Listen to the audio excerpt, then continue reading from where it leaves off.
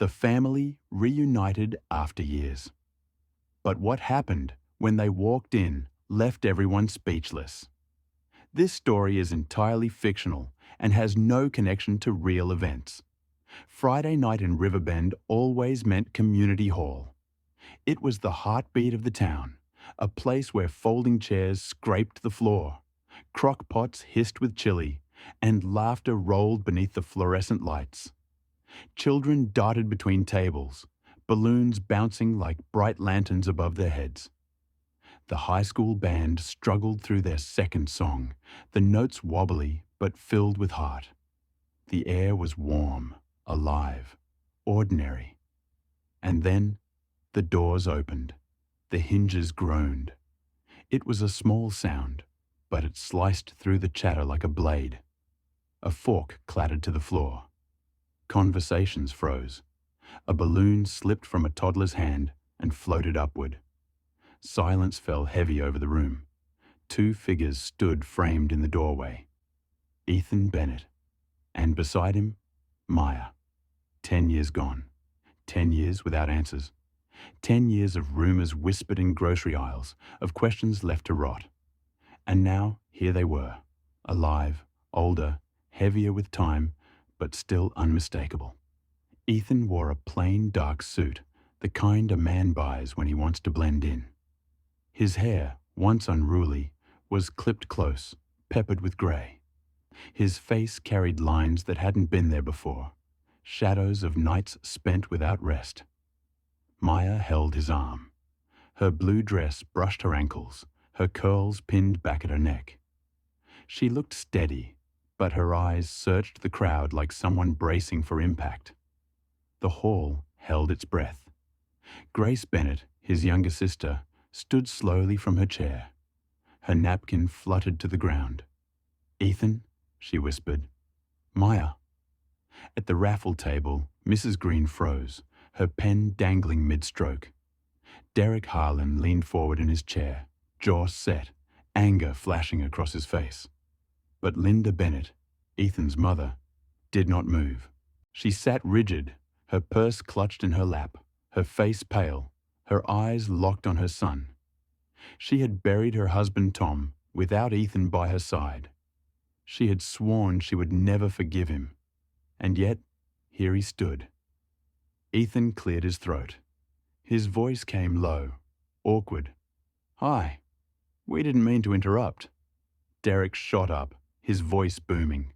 "Interrupt? You've vanished for 10 years. You miss your father's funeral. And now you just stroll in like nothing happened?" Angry murmurs rippled through the crowd. "Derek!" Mrs. Green's voice cracked through the tension like a whip. "Sit. Let them speak." Derek scowled, but lowered himself back into his chair. Maya's voice rose. Calm, clear. "We came because we owe you an explanation. We came because the truth has been locked away for too long. Please, give us 10 minutes." The hall shifted. Some crossed their arms tighter. Some leaned forward. Curiosity tangled with resentment. Mrs. Green gestured to the stage. "Then tell it where all can hear." Ethan and Maya walked the aisle. Every eye tracked them. Grace's breath caught, her hands trembling. Linda's stare never wavered, her grip on her purse unbroken. They climbed the stage, stood beneath the harsh lights. Ethan moved the microphone aside. He looked at the crowd, his chest tight, his voice low but steady. "We know what this looks like. We disappeared. We left questions. We caused hurt. We weren't here when we should have been. But we did not vanish without reason. Tonight, if you'll listen, we'll tell you why." The hall sank into silence again, a silence thick with hunger for the truth. Ethan stood on the stage, his eyes sweeping across the familiar faces. Faces he had grown up with. Faces that had watched him disappear. His throat tightened, but he forced the words out. 10 years ago, Maya and I volunteered to oversee repairs on the library roof. We thought it would be simple. Get bids, sign contracts, check invoices. But things didn't add up. Materials billed twice. Hours charged that no one worked. And signatures on documents that weren't ours. Maya stepped forward, her voice firm but calm. The company, Reliable Restoration, looked perfect on paper. Polished references, a slick website. They smiled when they shook your hand. But when we asked questions, the answers didn't fit. And then, she paused, her voice catching. And then the library caught fire. The hall filled with gasps. People remembered that fire. The smoke had carried for blocks, the children's section blackened and ruined. The smell had lingered in Riverbend for weeks. The alarm system never triggered, Ethan said.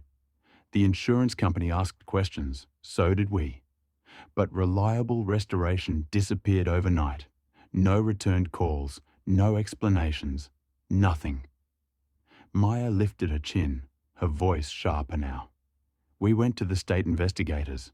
We gave them the invoices, the forged signatures. They asked us to wear wires. Whispers spread like wildfire. People shifted, shocked. Ethan nodded slowly. We said yes. We met them in diners. We drank coffee we didn't want. We wore recorders under our clothes. We asked questions we didn't want the answers to. And we thought we were clever. He swallowed hard. We weren't. The crowd leaned forward. One night, Ethan said, voice dropping, I came home from work. I stepped out of the car. A man shoved me hard against the door. He leaned into my ear and whispered, if you love your family, stop trying to be a hero. The room shivered.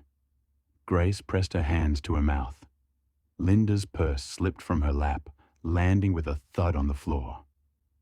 That was the night the investigators told us to leave, Maya said quietly. They said it would be 2 weeks, maybe 3, long enough for the trial. We packed one bag.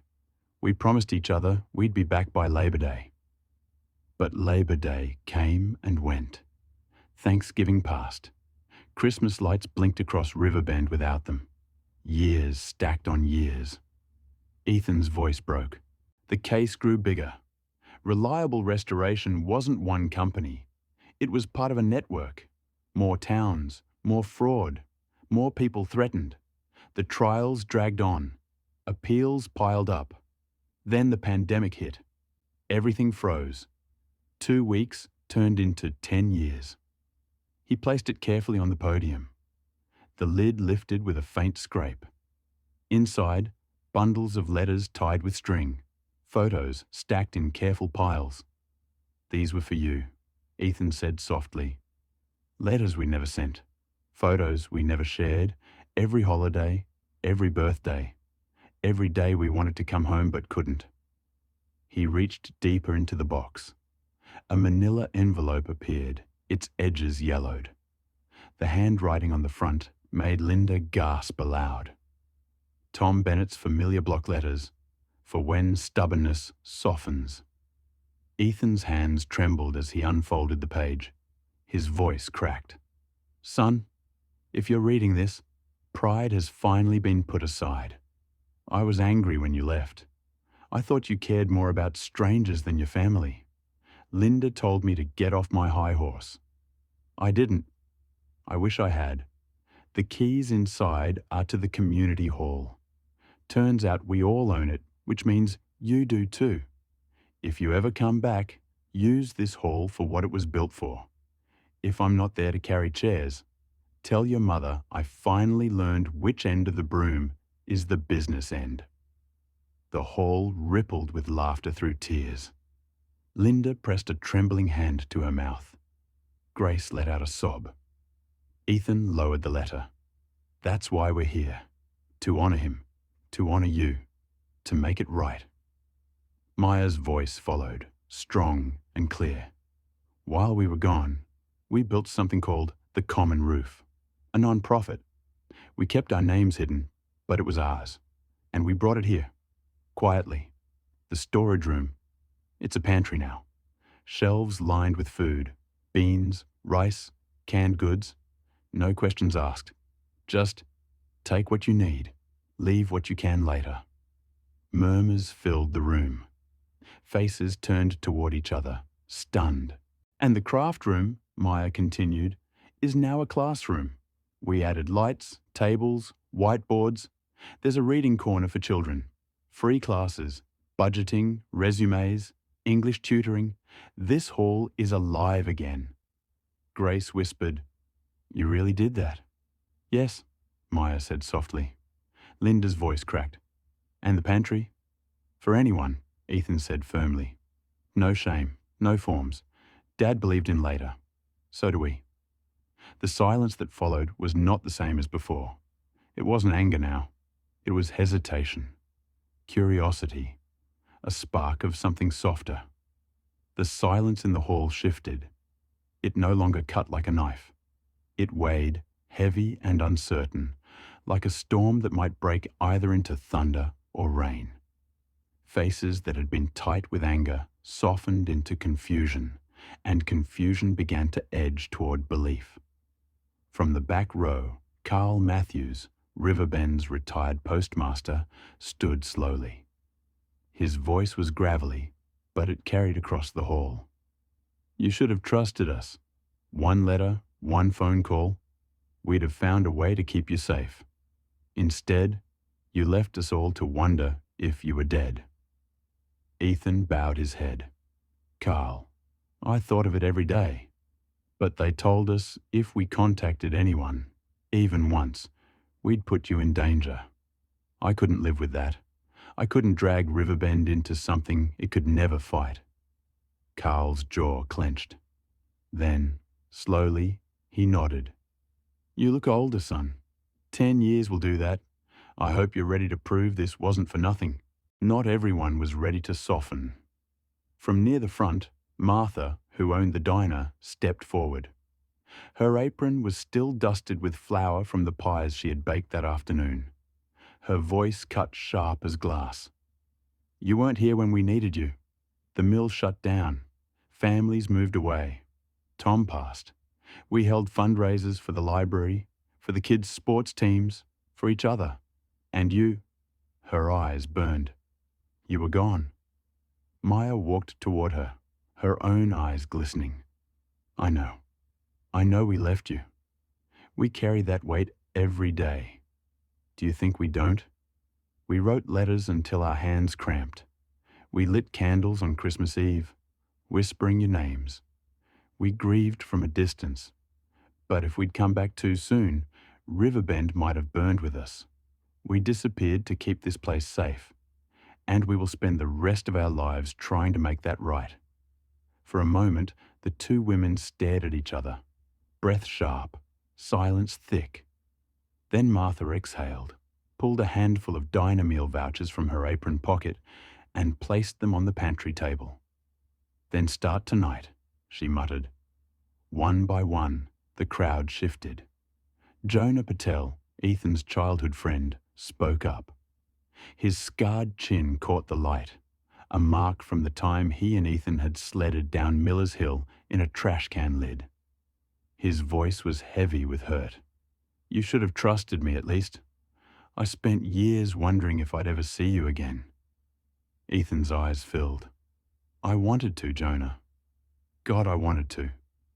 But the more I imagined it, the more I saw someone following you home after we spoke. I couldn't risk that.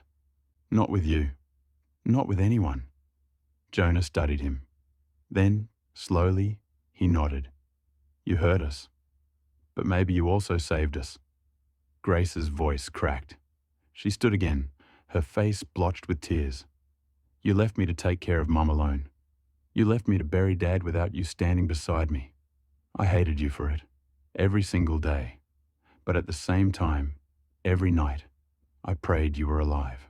I prayed I'd see you again. And now, here you are. And I don't know whether to scream at you or hold you." Ethan's voice broke. "Then do both."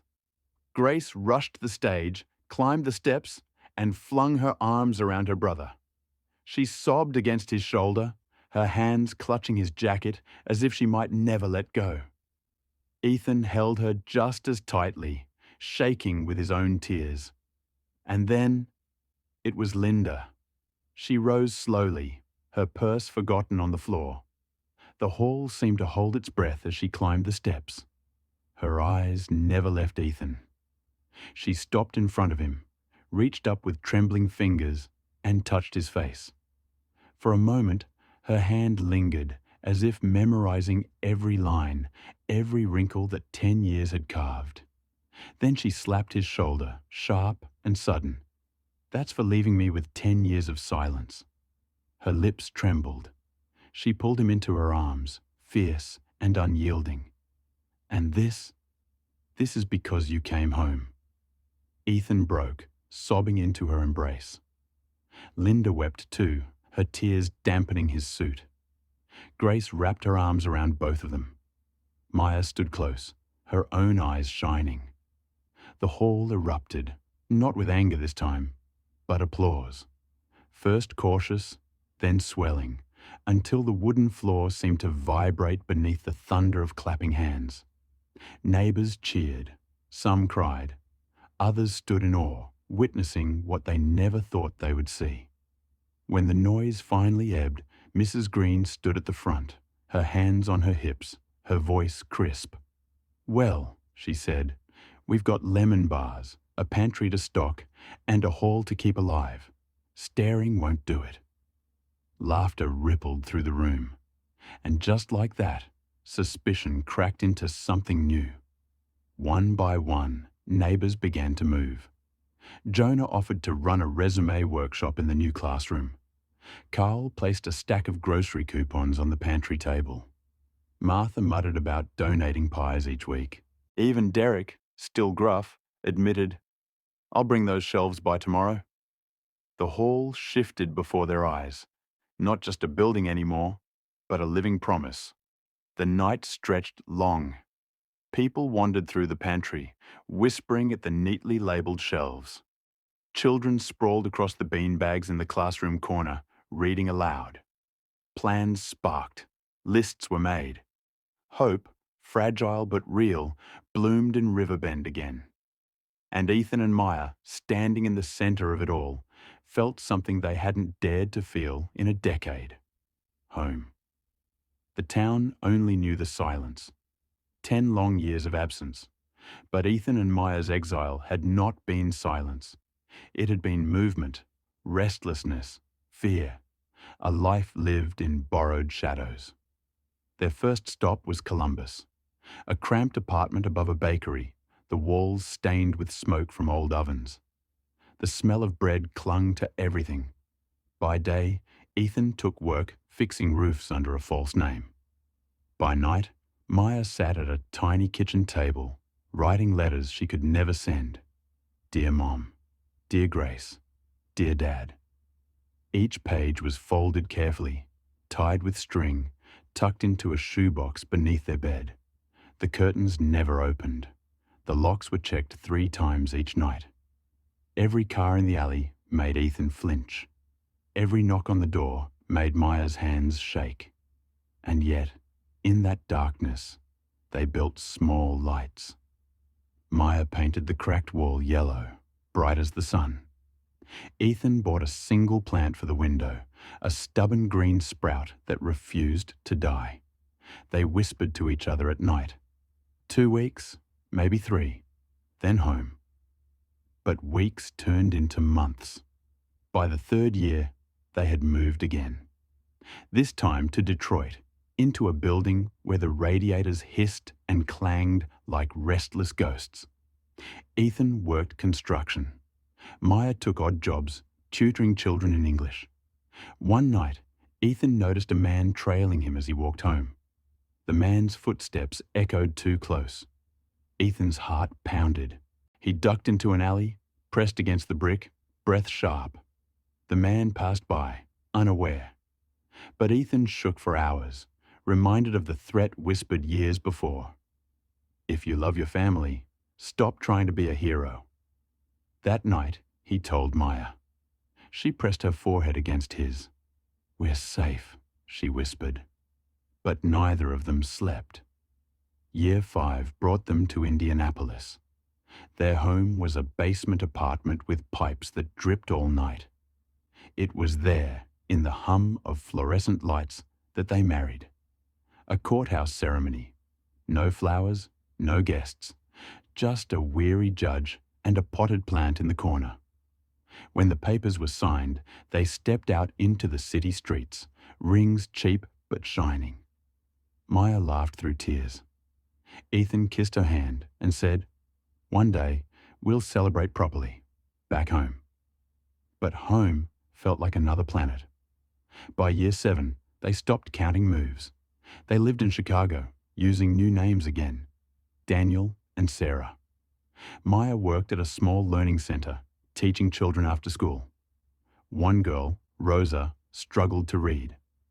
Maya spent weeks with her, patient, gentle, celebrating every syllable. The day Rosa read an entire page aloud, her eyes glowed with pride. Maya wept quietly on the bus ride home. That night, she told Ethan, "Even in hiding, we can still give. We can still build something." It was the seed of the common roof. Ethan nodded. "If we survive this, we'll make it real. For Riverbend." By year 10, the world itself had shut down. Streets emptied, masks covered faces. Fear pressed everywhere. For Ethan and Maya, the pandemic was both curse and gift. No one looked for them, but no one told them when it was safe to return. They sat in their apartment, hands raw from soap, watching the news.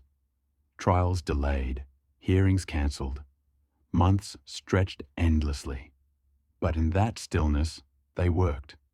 They registered the common roof. They sent anonymous grants.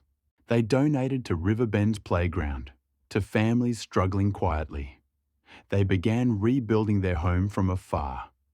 And when the silence of the pandemic finally eased, they knew it was time. Now, in the hall, surrounded by neighbors who had once been family, Ethan and Maya carried all those years in their voices. The crowd didn't know every detail, but they could see it in the couple's eyes. The sleepless nights, the fear, the love that had kept them alive. And slowly, the suspicion in the hall cracked into something else. Jonah stepped closer. "You built a life in hiding. And yet, you built for us too." Ethan nodded. "We tried. It was the only way we knew to stay connected." Carl muttered, 10 years. And still, you came back." Even Derek, arms folded, finally exhaled. "All right, bring those shelves. I wasn't bluffing." Laughter rippled through the hall. Small, hesitant, but laughter nonetheless. Riverbend had waited 10 years for answers. And now, as the night stretched on, they were beginning to hear them. The past had not vanished. It would never vanish. But maybe, just maybe, it could be carried together. And the hall, glowing with light, stood ready to begin again. The night in Riverbend grew quiet again. The chairs were stacked. The crumbs of lemon bars swept away. But the hall was different now. It no longer felt like a place of absence. It pulsed with possibility. Neighbors lingered at the pantry, running their fingers across the neatly labeled shelves. Children curled in bean bags in the classroom corner, whispering about the stories they'd read tomorrow. For the first time in years, the hall breathed. Grace touched Ethan's arm. "Promise me one thing," she said. "Don't disappear again." "I won't," Ethan answered. "Never again." Linda, still wiping tears from her cheeks, added, "If your father could see this, he'd be sweeping the floor already." Maya smiled. "Then we'll sweep for him." Outside, Ethan and Maya walked hand in hand toward the little house on Cedar Street, the one with the orange mailbox. Behind them, the hall glowed against the dark, its windows spilling golden light into the night. Ethan asked quietly, "Do you think they'll ever fully forgive us?" Maya's voice was gentle, but sure. "Forgiveness takes time. brick by brick, just like this hall. They stopped at the gate, looking back one last time. For the first time in a decade, Riverbend wasn't just surviving. It was alive. The hall was no longer silence. It was a promise kept. And no one, absolutely no one, had seen it coming.